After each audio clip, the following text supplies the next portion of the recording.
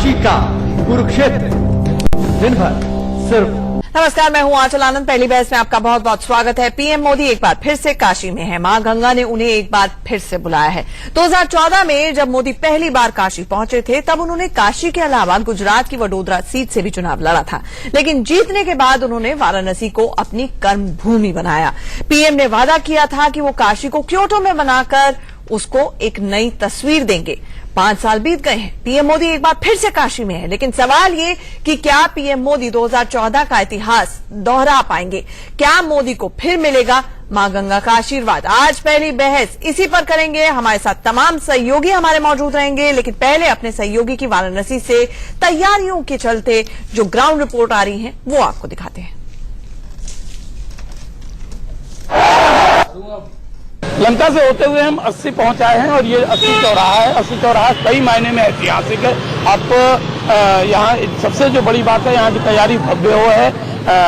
छतों की यदि हम बात कर लें तो छतों पे अलग चीज है कि सुरक्षा व्यवस्था का ताकीद किया जाएगा, लेकिन दूसरी ओर यदि देखा जाए तो ये वो छत होगा यहाँ से फूल की वर्षा की जाएगी और यहाँ पे फ्लावर के लिए एक गन लगाया जाएगा और उस गन के सहारे फूल की वर्षा की जाएगी पूरे शोक यात्रा पे। यदि दूसरी ओर बताएं हम आपको, लंका से लगाए तो यहाँ तक जो सजावट चल रही थी बैलून की, देखिए ये बैलून वाले हैं और इस टाइप के 3 से 4 लोग पूरे रास्ते में हैं जो कि तैयारी कर रहे हैं कि बैलून लगाने की। आपका क्या नाम है? धर्मेंद्र कुमार। कब से लगा रहे हैं आप? हम 10 बजे रात से लगा रहे हैं। 10 बजे रात से लगा रहे हैं। कब तक पूरा कर लेंगे? 1 घंटा में पूरा कर लेंगे। 1 घंटे में पूरा हो जाएगा। क्या नाम आपका? सर अर्जुन प्रसाद। क्या कर रहे हैं आप? सर बैलून लगा रहे हैं। बैलून लगा रहे हैं। कितना बैलून लगा रहे हैं आप? सर मैक्सिमम हम 5 लाख बैलून लगा रहे हैं। अभी 1 घंटे का काम बाकी है। कहाँ से कहाँ तक लगाना है? सर लंका से दशाश्वमेध। लंका से दशाश्वमेध। देखिए ये बैलून लगाने वाले लोग हैं और इन लोगों का कहना है कि लगभग 5 लाख बैलून लगाए जा रहे हैं सड़क के दोनों ओर, और जिसका रंग ऑरेंज और हरा होगा। समझा जा सकता है कि स्वागत करने का ये अनोखा तरीका या अद्भुत बनाने के लिए, ऐतिहासिक बनाने के लिए ये सारे कवायद कर रहे हैं। आइए हमारे साथ और आगे चलते हैं और देखते हैं कि तैयारियों के अलग अलग नजारे क्या हैं, तैयारियों का हाल क्या है। दशाश्वमेध घाट का पहले हम नजारा आपको दिखा दें। घाट की सीढ़ियां लकदक कर रही हैं, सफाई की गई है, विशेष सफाई की गई है। बैलून यहाँ भी लगे हुए हैं, फूल लगे हैं। रास्ते को ब्रैकेटिंग किया गया है जिससे दूसरे लोग न जा सके। रेड कारपेट लगाए जा रहे हैं और दूसरी ओर यदि देखा जाए तो निश्चित तौर पर यह कहा जा सकता है कि ये वो जगह होगी जहाँ वीआईपीज बैठेंगे। इसके बगल की यदि हम बात करें तो बगल में भी वीआईपीज बैठेंगे। और यदि दूसरी ओर देखा जाए तो ब्रैकेटिंग का जो आलम है, इस घाट पे दूसरे घाट से कनेक्ट होने वाले दोनों तरफ को जोड़कर रखा गया है। सामने जो मणि दिख रही है, उस मणि जिसपे लाल कारपेट आपको दिख रहा है, वो उस जगह पे प्रधानमंत्री बैठेंगे और वहां से आरती के दीदार करेंगे।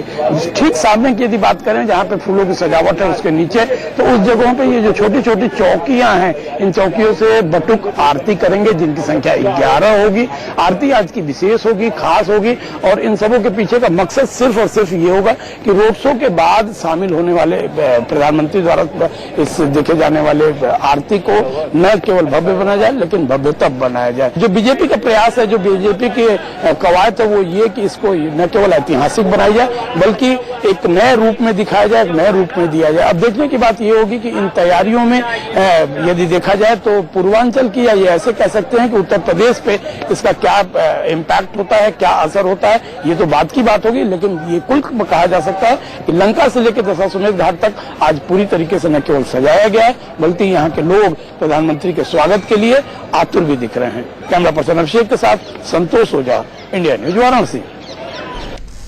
तो सवाल ये कि 2014 का मैजिक दोहरा पाएंगे प्रधानमंत्री? आज वाराणसी में रोड शो करने जा रहे हैं और ये उनका शक्ति प्रदर्शन भी है। हमारे साथ एक बड़ा पैनल जुड़ रहा है, हमारी महा कवरेज लगातार जारी है। हमारे साथ यशवी राघव बीजेपी का पक्ष रखने के लिए मौजूद रहेंगे, सुरेंद्र सिंह राजपूत कांग्रेस का पक्ष रखेंगे, धर्मवीर चौधरी बीएसपी के नेता हैं, वो हमारे साथ हैं, उमाकांत लखेरा जी पॉलिटिकल एनालिस्ट हैं, मेरे वरिष्ठ सहयोगी Manish Awasthi chief political editor भी हमारे साथ जुड़ रहे हैं। यशवी राघव, आज ट्रेलर दिखा रहे हैं, फिल्म दिखानी अभी बाकी है जो 23 मई को है। शक्ति प्रदर्शन कर रहे हैं, एक बार फिर से हर हर मोदी, घर घर मोदी का नारा गुंजवाने की कोशिश कर रहे हैं। लेकिन कांग्रेस ये कह रही है कि कल अक्षय कुमार का इंटरव्यू, आज रोड शो, उसके बाद कल नामांकन। आप खबरों में बने रहने के लिए हर हथकंडा आजमाते हैं। देखिए अपना अपना तरीका है वो फिजूल के आरोप लगाकर खबरों में बने रहना चाहते हैं। और चुनाव है, प्रचार तो बनता ही है। चाहे अक्षय कुमार जी ने इंटरव्यू लिया और नॉन पॉलिटिकल इंटरव्यू था, सभी चैनलों ने चलाया, तो उनके पेट में दर्द क्यों हुआ, ये अपने आप विषय, वो खुद जाके इंटरव्यू दे लें। दूसरी बात, पिछली बार 2014 में जब बनारस की जनता ने 5,80,000 वोट देकर प्रधानमंत्री श्री नरेंद्र मोदी जी को वहां से जिताकर सांसद बनाया था, उस समय सिर्फ वो नरेंद्र मोदी जी बतौर नाम के कारण वहां से जीत कर आए थे। सिर्फ प्रधानमंत्री नरेंद्र मोदी जी का वहां नाम था। इस बार 5 वर्षों का काम और साथ में प्रधानमंत्री श्री नरेंद्र मोदी जी का नाम, इन दो आधार पर वोट पड़ेगी, जनता डालेगी बनारस की। और मैं इस बात से निश्चिंत हूं कि पिछली बार 5,80,000 जिस प्रकार से वोट जीती थी, इस पर मार्जिन और बढ़ेगा। पिछली बार सही बात है। बहुत सारे लोगों की भी बाइट्स हमें ग्राउंड रिपोर्ट्स मिल रही है। सुरेंद्र सिंह राजपूत वो कह रहे हैं कि पिछली बार तो हमने सांसद नरेंद्र मोदी को भेजा था, इस बार हम पीएम नरेंद्र मोदी को भेजेंगे। मुझे बताइए, किसी कांग्रेसी को मां गंगा ने नहीं बुलाया है। पहले लग रहा था कि सस्पेंस है, स्ट्रैटेजी है, प्रियंका गांधी का नाम कभी भी आ सकता है सामने। अब लग रहा है इनडिसाइसिवनेस है, कंफ्यूजन है। आपने अभी तक अपने नाम का ऐलान नहीं किया उम्मीदवार के। 3 दिन बचे हैं नामांकन दाखिल करने में।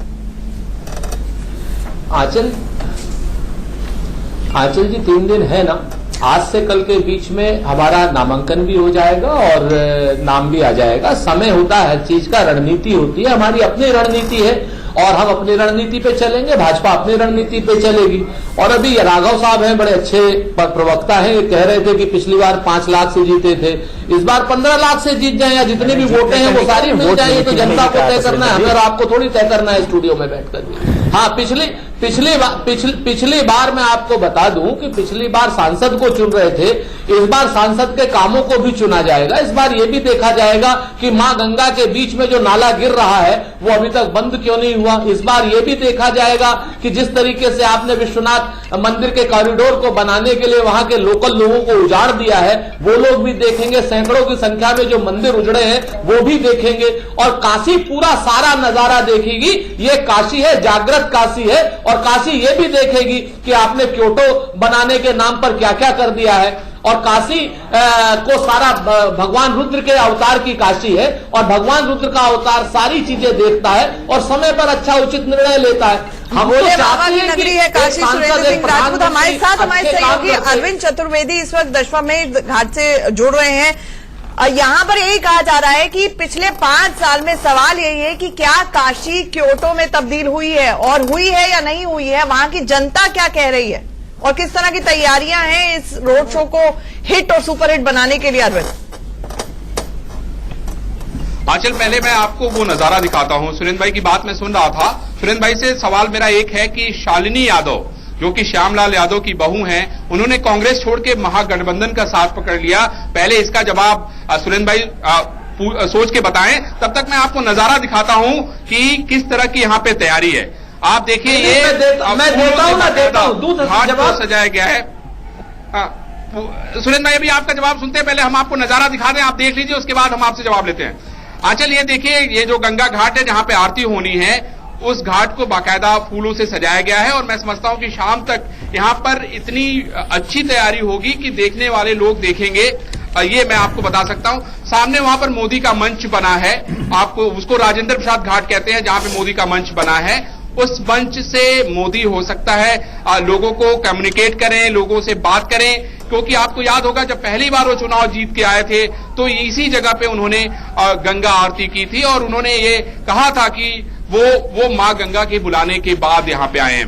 अब रह गई बात क्योटो की, तो मैं इसमें मुझे कहने में संदेह जरा सा भी नहीं है। मैं बनारस में रहा हूं, मैं यही काशी हिंदू विश्वविद्यालय में पढ़ा हूं और मैं आपको ये बताता हूं कि बनारस बदल रहा है, इससे इनकार नहीं किया जा सकता। बहुत सारे ऐसे कांग्रेसी सांसद रहे। वैसे मैं ये भी बता दूं आंचल कि बहुत दिनों से ये जो सीट है वो भारतीय जनता पार्टी के पास रही है। श्रीचंद दीक्षित यहां से सांसद रहे हैं, शंकर प्रसाद जायसवाल यहां से सांसद रहे हैं, मुरली मनोहर जोशी यहां से सांसद रहे हैं। इन तीनों लोगों के कार्यकाल को भी मैंने बहुत नजदीक से देखा है। कोई विकास का काम ऐसा उन्होंने नहीं किया था, कोई बहुत महान काम नहीं किया था जिसकी वजह से हम उनको याद रखें। लेकिन इसमें कोई शक और शुबह नहीं है। आप जब बाबतपुर से उतरते हैं तो आप जब अंदर बनारस की तरफ आते हैं तो वहां की सड़कें अच्छी हैं। ये शायद मैं दूसरे लोग जो दूसरी पार्टी के लोग हैं शायद उनको भी इस बात से इनकार नहीं होगा कि सड़कें बनी हैं और उसको किसी ने तो बनाया है, यानी जिसकी सरकार होगी वही तो उसका क्रेडिट लेगा। उसके बाद आप आगे बढ़ते हैं तो अलग अलग जगहों पर काम हो रहा है, तो काम दिखाई दे रहा है। लेकिन हाँ आएंगे अरविंद आपके पास। यशवीर कुछ कहना चाह रहे हैं, फिर उसके बाद सुरेंद्र राजपूत जी की एक बार जानकारी दुरुस्त कर देता हूं। जिस नाले का वो जिक्र कर रहे हैं वो नाला बिल्कुल बंद हो चुका है, अब मां गंगा में उसका कोई भी ढाव नहीं है। दूसरी बात, 2013 के जो कुंभ में लगा था, कुंभ मेला लगा था, उसमें सेंट्रल पोल्यूशन कंट्रोल बोर्ड का जो मापदंड था उसमें 0.01 उसका जो ऑक्सीजन था उसका मापदंड निकला था। लेकिन 2000 जो अभी अपना हमारा कुंभ खत्म हुआ है, उसी बोर्ड ने बाकायदा निकाला 12.3 समथिंग ml 1 लीटर में ऑक्सीजन की उपलब्धता हुई है। तो ये बदलाव है तभी है। उसके अलावा विकास कार्य अगर गिने जाएंगे तो आप आधा घंटा ही निकलेगा। सुंदर जी मुस्कुराने का नहीं है, आपकी मजबूरी क्या है? नहीं अचल जी, एक चीज और होता हूँ, एक चीज और अचल जी जोड़, मुस्कुराने से नहीं होगा। कांग्रेस ने इतिहास में 1 लाख से अधिक वोट सिर्फ 2004 में प्राप्त किए हैं वाराणसी से। तो इनको प्रियंका को है हार का आशंका, तभी तो वो अभी तक हानि कर पा रही है। सुरेंद्र सिंह राजपूत साहब मुझे ये बताइए कि बहन बार बार कह रही है कि वाराणसी से क्यों नहीं चुनाव क्यों नहीं लड़ सकती हूँ, भैया राहुल गांधी बार बार वीटो कर रहे हैं, तो आप लोग सीरियस नहीं है क्या? बार बार राहुल पर थोप रही हैं। और बीजेपी आजकल में वो पूरे दुनिया में जाकर यही गुणगान करेगी कि कहीं ना कहीं भाई जो बहन के बीच में कलह है वो आपस में रजामंद नहीं है कि वाराणसी से लड़ा जाए या नहीं लड़ा जाए।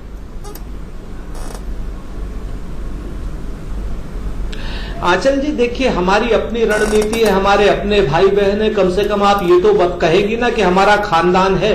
हम तो मानते हैं हमारा खानदान है और राजनीति में उन लोगों से क्या कहिए जो अपने खानदान, खैर अपनी जगह पर। यहाँ पर आ जाइए बनारस, इस तरह की बातें अब हमारी रणनीति है क्या होगी क्या नहीं होगी, बिल्कुल पसंद नहीं हमें शो के दौरान।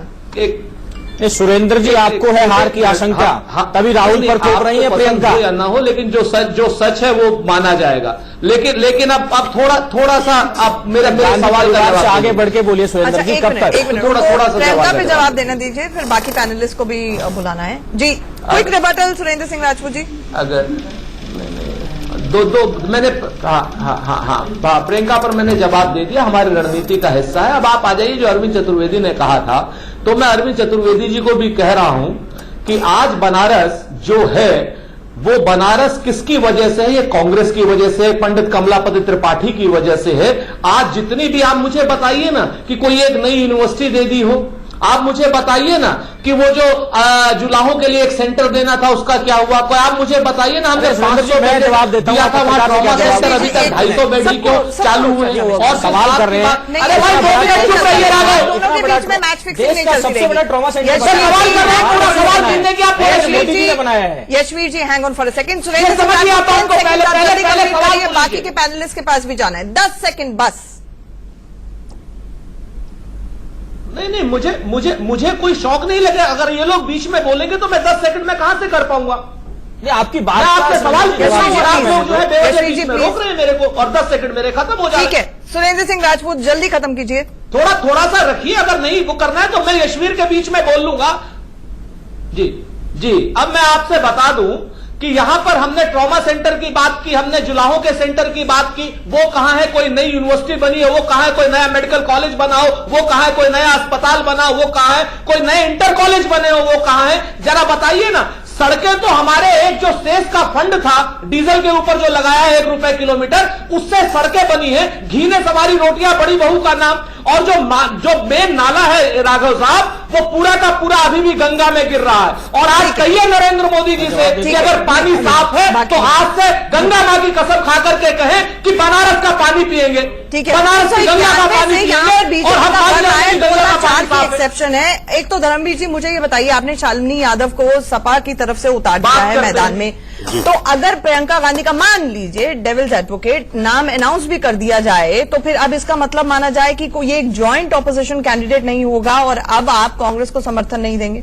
नहीं, हम कहाँ समर्थन दे रहे हैं बनारस में कांग्रेस को? किसने कह दिया आपसे? नहीं, मैं आपसे पूछ रही हूँ कि अगर मान लीजिए प्रियंका गांधी का नाम भी अनाउंस हो जाता है, हमारा कोई गठबंधन कांग्रेस से नहीं है। हम इन कांग्रेस और बीजेपी के लोगों ने जो बारी बारी से देश को लूटने का काम किया है, ये गठबंधन इनके खिलाफ पूरे देश में जो है लड़ रहा है। और मैडम मैं आपका आज की जो डिबेट है, धर्मवीर जी सपा ने शुरू में ये अनाउंस कर दिया था अमेठी रायबरेली में वो किसी भी कैंडिडेट को नहीं उतारेंगे, ये सम्मान की बात है।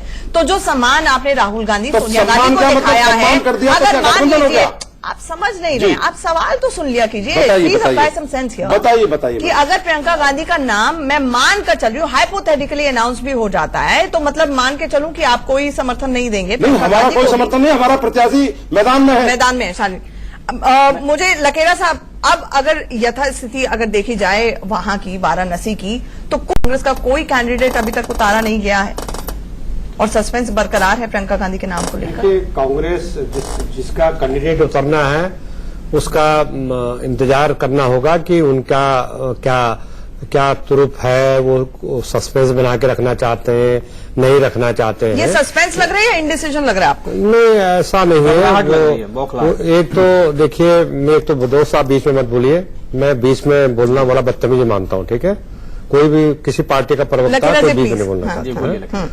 तो देखिए, दूसरी बात यह है कि आप जो है, ये पॉलिटिकल पार्टीज हैं, उनकी अपनी इक्वेशंस हैं और उनकी इक्वेशंस के हिसाब से अपने अभी जो दुविधा प्राप्त हुई है, दुविधा सामने आ रही है, वो दुविधा इसलिए हो रही है कि आप एक मोदी जी की सीट है, मोदी जी बहुत पॉपुलर नेता हैं, देश के बहुत पॉपुलर नेता हैं और बनारस में वो आए थे गुजरात से, उन्होंने बनारस को चुना था।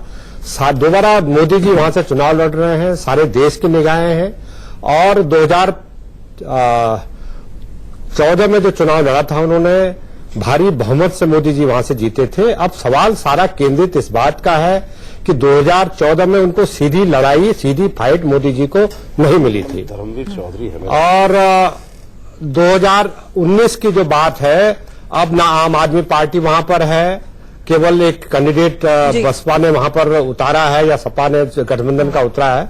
तो ये देखना अगले 3 दिन बड़े महत्वपूर्ण है, बड़े महत्वपूर्ण है 3 दिन की, वो 3 दिन बाद क्या तस्वीर सामने आती है। मेरे पास ब्रेक का वक्त हो रहा है, बस एक लाइन में आपसे कमेंट चाहूंगी। 3 दिन क्रूशियल है, ऐसे में लग रहा है आपको कि मोदी को तो पूरा वॉक ओवर मिलते हुए नजर आ रहा है?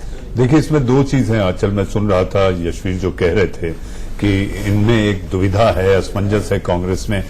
यशवीर, आप याद रखिए, उदित राज की सीट पर आखिरी तक आप में कुव्वत नहीं थी, सत्ताधारी पार्टी हैं आप आखिरी तक अपना उम्मीदवार वहां पर आपने जाहिर नहीं किया था। तो राजनीति में आज देखिए, ये रणनीति होती है और रणनीति में इस तरह की चीजें होती हैं। निश्चित ये है कि कांग्रेस तो लड़ेगी, कांग्रेस का भी गढ़ रहा है, तो इसमें ये बात को आप फूल के कुप्पा ना हो, ठीक है? बहुत बड़ा नाम है प्रधानमंत्री, बहुत ज्यादा लोकप्रिय हैं, लेकिन आप ये समझिए, राजनीति के शोमैन के सामने किसको खड़ा जाए? हो सकता है कांग्रेस की दुविधा हो, असमंजस हो, लेकिन गाये बगाए आए जरूर। देखिए, मनीष भाई ने बोल दिया राजनीति के शोमैन। एक छोटे से ब्रेक। गला फाड़ फाड़ करके एयर स्ट्राइक के सबूत मांग थे, ये सारे अचानक खो गए, गायब हो गए।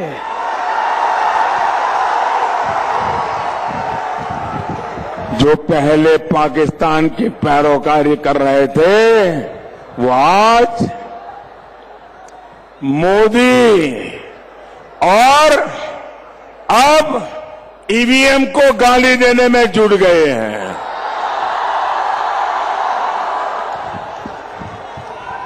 भाइयों और बहनों, जमीन से कटे हुए ये लोग जनता की नब्ज नहीं समझ पाए, इसलिए जनता ने 3 चरणों में इन लोगों को थोड़ा ठीक से समझा दिया है।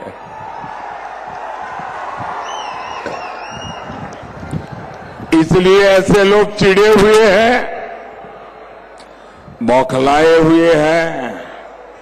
साथियों, राष्ट्र की रक्षा, संस्कृति की रक्षा, देश के लोगों की आशा आकांक्षाओं की रक्षा सिर्फ नेक इरादों वाली मजबूत सरकार ही कर सकती है। सोचिए भाइयों बहनों, ये महामिलावट करने वाले अपने वायदों में भी ये घोटाला करने के ऐसे एक्सपर्ट है कि अपने वायदों में भी घोटाला करते हैं, उसमें भी हाथ सफाई दिखाई जाते हैं। साथियों, 2004 में एक कांग्रेस के पार्टी ने ये हर बार नया नया ढकोसला पत्र निकालते हैं ना, मैनिफेस्टो निकालते हैं। मैं जरा 2004 का खोल करके दिखाता हूं। 2004 में एक कांग्रेस ने देश को वादा किया था कि वो 2009 तक, ये 19 चल रहा है, याद रहेगा आपको? याद रहेगा? 2004 में कहा था और ये कहा था 2009 तक देश के हर घर में बिजली पहुंचा देंगे। क्या ये वादा पूरा हुआ था? ये वादा पूरा हुआ था? कांग्रेस और उसके साथियों ने आपको धोखा दिया कि नहीं दिया? धोखा दिया कि नहीं दिया? तो प्रधानमंत्री ने कहा कि कांग्रेस ने ढकोसला पत्र दिया है, धोखा दिया है और ये भी कहा कि वंदे मातरम हमारी शक्ति है। कल ही बेगूसराय से जो चुनावी मैदान में बीजेपी के लिए उतरे हैं गिरिराज सिंह, उनका भी बयान आया था वंदे मातरम को लेकर। वो बयान अपने आप में बहुत पोलराइजिंग था, उसका जिक्र नहीं करेंगे। यशवीर जी, आतंकवाद का जिक्र किए बिना, एयर स्ट्राइक का जिक्र किए बिना कोई भाषण नहीं हो सकता। ये तो भारतीय जनता पार्टी का भारत का विकास और भारत की सुरक्षा, ये प्रथम बिल्कुल एक नंबर पे हमने रखा हुआ है कि भारत की सुरक्षा की मेन मकसद है। दूसरी बात, हम बनारस की बात कर रहे थे, अगर आप इजाजत दे तो बनारस का मैं जिक्र करना चाहूंगा। जिस प्रकार से बाबा विश्वनाथ की नगरी काशी इस देश की सबसे ऐतिहासिक और सबसे धार्मिक नगरी है और जिस प्रकार से उसका कायाकल्प का जो नरेंद्र मोदी जी ने कटिबद्ध होकर कायाकल्प किया है और जिस प्रकार से जापान के चाहे प्रधानमंत्री हो चाहे फ्रांस के राष्ट्रपति हो, काशी लेकर प्रधानमंत्री जी गए, तो अपने आप में दिखाता है कि वहां विकास कार्य हुए हैं। दूसरी बात करता हूं अलायंस की। अलायंस ने सोनिया यादव को वहां से चुनाव लड़ाया है। कांग्रेस शालिनी यादव को वहां से चुनाव लड़ाया है। कांग्रेस हिम्मत नहीं कर पा रही अपना उम्मीदवार उतारने की। अपने आप में एक दर्शाता है कि क्या माहौल है। सबसे बड़ी बात क्या है कि चाहे बनारस की जनता हो चाहे देश की जनता हो, पूरी कर लेता हूं, 1 मिनट 10 सेकंड अपनी पूरी बात कर लेता हूं। चाहे देश की जनता हो चाहे बनारस की जनता हो, देश की जनता मान चुकी है कि हमें प्रधानमंत्री तय करना है, भारत के लिए मजबूत प्रधानमंत्री तय करना है। और अलायंस महागठबंधन के पास कोई ऐसा चेहरा नहीं है, उनके पास 10 चेहरे हैं, दशानन की तरह 10 चेहरे हैं और दशानन का दहन किया जाता है, चयन नहीं किया जाता। देश की जनता समझ रही है। क्यों ऐसी भाषा का इस्तेमाल करते ना? उदाहरण दिया है, भाषा में क्या कमी है? मैंने उदाहरण दिया है। इस प्रकार से दशानन के 10 चेहरे, अलायंस के पास 10 चेहरे प्रधानमंत्री के नहीं। आप विरोध खुद जरूरी है लोकतंत्र में, ऑपोजिशन की जरूरत, विपक्ष की जरूरत को कम मत आकर कीजिए। सुरेंद्र सिंह राजपूत, इन्होंने जो कहा, मैं आपसे सवाल पूछ रही थी, प्रियंका गांधी डर गई क्या? वो तो कह रही है वो तैयार है, फिर आपकी पार्टी क्यों तैयार नहीं है? सोनिया गांधी क्यों तैयार नहीं है? राहुल गांधी क्यों तैयार नहीं है प्रियंका गांधी को मोदी जी के खिलाफ चुनावी मैदान में उतारने के लिए?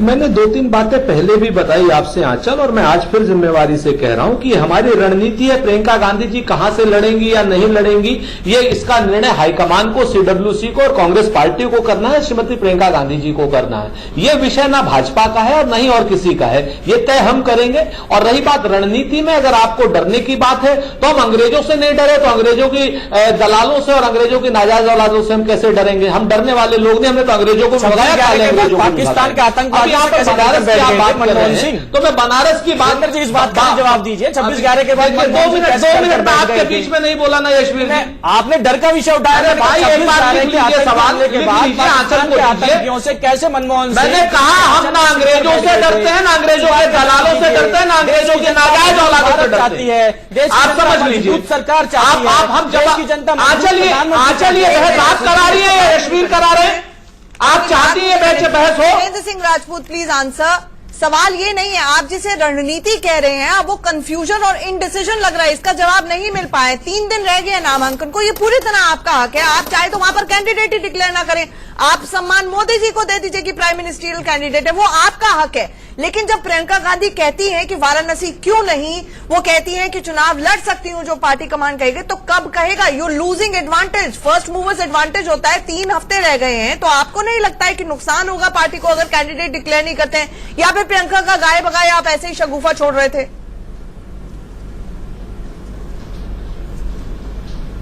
आंचल जी, आपकी निर्मम मीमांसा भी हमें धनात्मक ऊर्जा देती है। आप कोई सवाल करेंगे क्योंकि आप एक चंद उन पत्रकारों में से जो निरपेक्ष हैं आज की डेट में, तो आप कुछ भी सवाल करेंगे हम जवाब देंगे। आपकी निर्मम मीमांसा भी हमें धनात्मक ऊर्जा देगी, हम मानेंगे। हमारी रणनीति हम इतना कह सकते हैं, इससे ज्यादा जिस समय हमको कहना होगा उस समय हम कहेंगे। दो बातें मैं आपको बता दूं बड़ी स्पष्ट रूप से कि आपके हर सवाल का जवाब हम करेंगे, लेकिन यहां पर एंकरिंग आप कर रही हैं तो मेरे को एक करबद्ध प्रार्थना है कि ये सब जो भाजपा के प्रवक्ताओं को अमित शाह समझा के भेजता है कि सुरेंद्र राजपूत को बोलने मत दो, इस तरीके की भाषा आपके चैनल पर उचित नहीं है, विशेषकर जब आचाल आनंद कर रही हो। अगर और कोई कर रहा हो तो कोई बात नहीं। अब आप विषय पर आइए ना, बनारस के विषय पर है। मैं यशवीर से एक चीज वो आपके जरिए पूछना चाह रहा हूं कि बनारस में बनारस का एक इन्होंने विजन डॉक्यूमेंट दिया था 2014 में। क्या यशवीर के पास वो विजन डॉक्यूमेंट है? अगर नहीं है तो मैं दे देता हूं। उस विजन डॉक्यूमेंट में बता दे, यशवीर बता दे, मनीष बता दे और लखेड़ा साहब भी देख ले, क्योंकि लखेड़ा साहब बड़े वरिष्ठ पत्रकार है। उस विजन डॉक्यूमेंट में इन्होंने पूरा क्या, फिर से बदतमीजी, आप सवाल कर रहे हैं, कुछ क्षणों के लिए रुक जाइए,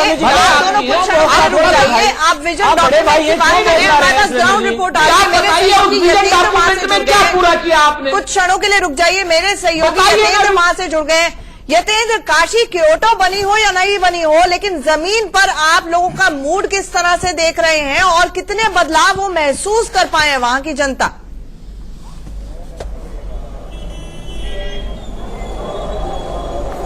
देखिए आंचल, मैं अभी गोदलिया चौराहे पर हूं, जहां से प्रधानमंत्री का रोड शो निकलेगा शाम को और उसके बाद दशाश्वमेध घाट है वहां की तरफ जाएगा। ये पूरा मैं गोदलिया चौराहा दिखा रहा हूं जो पूरा दुल्हन की तरह सजा दिया गया है। जब प्रधानमंत्री का पहला रोड शो उस समय 2014 के दौरान हुआ था तब प्रधानमंत्री नहीं थे, लेकिन आज स्थिति दूसरी है। आज नरेंद्र मोदी देश के प्रधानमंत्री, जिसके स्वागत के लिए पूरा बनारस उनका इंतजार कर रहा है कि वो रोड शो करेंगे। हालांकि जो आप कह रहे हैं कि क्योटो बना कि नहीं बना, लेकिन लोगों की उम्मीदें क्योटो से कम नहीं है। अचल, जो हमारे यहाँ पर बात हुई, मेरे साथ तमाम लोग हैं जो बनारसी यहाँ पर है, मैं उनसे बात करता हूँ। क्या आपको लगता है कि जो मोदी जी ने जो वादे किए थे बनारस को लेकर वो पूरे हुए? ये बिल्कुल पूरे हुए। हजारों करोड़ों के प्रोजेक्ट, हजार सड़कों का जाल इस बनारस में बचाने का काम मोदी जी ने किया। पिछले लोकसभा के चुनाव में मोदी जी यहाँ आए, 22 बार एक प्रधानमंत्री इस बनारस की धरती पर आता है। इतने जब भी आते हैं कुछ ना कुछ यहाँ बनारस को देके जाते हैं। कॉटेज इंडस्ट्रियों का किस तरीके से उन्होंने उसका डेवलपमेंट किया, लोगों को रोजगार की व्यवस्था उन्होंने किस तरीके से की, गंगा सफाई के लिए कितना प्रोजेक्ट नितिन गडकरी जी के माध्यम से कितना यमुना को निर्मल करने के लिए प्रयास हुए। मैं समझता हूँ कि 40% तक यमुना साफ हुई है और आगे वो होने वाली है। ऐसा काम हम बड़े गौरवान्वित अपने आप को महसूस करते हैं, भाग्यशाली समझते हैं कि मोदी जैसा सांसद हमको बनारस की धरती को मिला है। आपको लग रहा है कि काम हुए? विरोधी तो कह रहे हैं कि काम यहाँ पर हुआ नहीं, क्योटो बनना था वो बना नहीं। नहीं, बिल्कुल भैया है, बहुत काम भैया है, हर बढ़िया से बढ़िया काम हो रहा है, कोई इसमें नहीं। मोदी जी का काम और बहुत काम हुआ है, वहां की जनता कह रही है। मेरे पास वक्त बहुत कम है, इसलिए आपको 10-10 सेकंड सबको दूंगी मैं। लखेड़ा साहब, एक रिपल इफेक्ट वाराणसी में कंटेस्ट करने का प्रधानमंत्री मोदी जो वडोदरा से 2014 में चुनाव लड़े थे, वो सोच के ही वहां से कंटेस्ट किया था। ऐसे में इस बार भी पूर्वांचल को साधना है, इसीलिए वो वहां से फिर से चुनावी मैदान में है। आपको लगता है कि कांग्रेस वही एडवांटेज लूज कर सकती है? देखिए, कांग्रेस पार्टी का कैंडिडेट कौन होगा ये कांग्रेस पार्टी तय करेगी। बीजेपी या समाजवादी पार्टी या चौधरी अजीत सिंह की पार्टी तो तय नहीं करेगी। तो ये डेमोक्रेटिक सिस्टम है, पार्टी सिस्टम में हम लोग। मैं आपसे पूछूं, एडवांटेज लूज कर सकती है कांग्रेस? फर्स्ट मूवर्स एडवांटेज होता है जिस तरह से। देखिए अगर जो हार और जीत का अंतर था 2014 में, वो 2014 में कई पार्टियां खड़ी थी।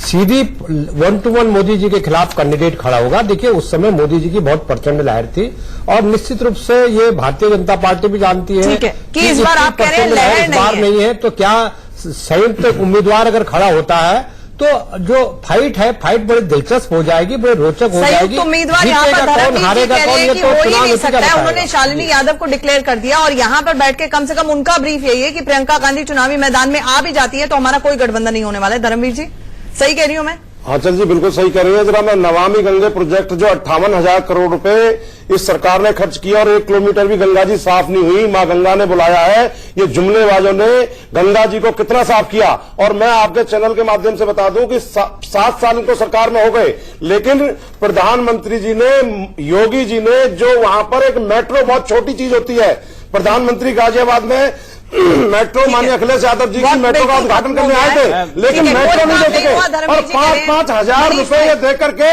वहां पर कारों वालों को बुलाते हैं रोड शो के लिए।